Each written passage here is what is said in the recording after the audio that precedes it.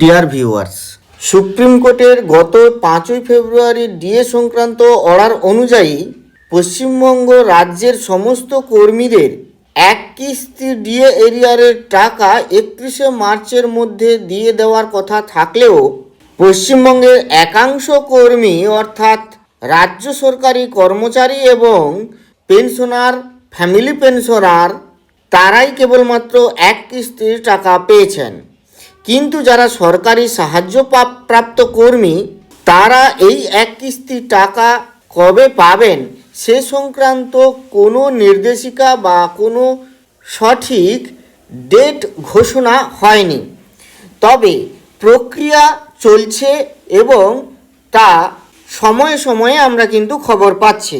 গত 1 এপ্রিল একটি মিটিং হয়েছিল, যেটি জানা যাচ্ছে এই চিঠির সূত্র ধরে, এবং সেই মিটিংয়ে একটি এসওপি জানতে চাওয়া হয়েছিল। তা নিয়েই এই চিঠি, যেখানে আবার রিকল করা হয়েছে এই সমস্ত ডিপার্টমেন্ট, অর্থাৎ department of higher education department, যেটি school education department, mass education extension department, urban development আছে, আর মাইনরিটি অ্যাফেয়ার্স এবং madrasah education department, transport department, panchayat এবং রুরাল ডেভেলপমেন্ট ডিপার্টমেন্ট।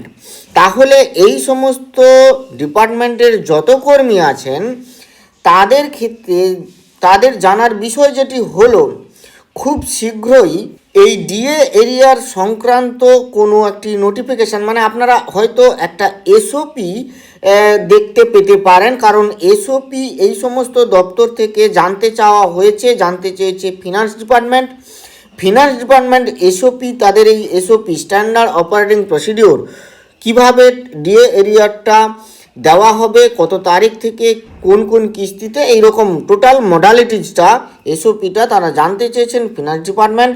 এবং এটা 13ই এপ্রিল 2026, আগামী 13ই এপ্রিলের মধ্যে এইটি প্রোভাইড করতে হবে।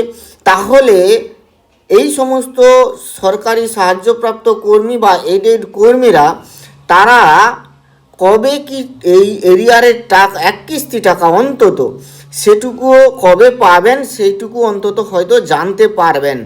তার আগে মানে টাকা ক্রেডিট হওয়া দূরের কথা, এখনও পর্যন্ত কিন্তু কেউই জানতে পারেননি অ্যাটলিস্ট যে তাদের আসলেই এই ডিএ এরিয়ারের টাকাটি কত তারিখের মধ্যে ঢুকবে। যাই হোক, আজ এই পর্যন্ত। ভালো থাকবেন, সুস্থ থাকবেন, ধন্যবাদ।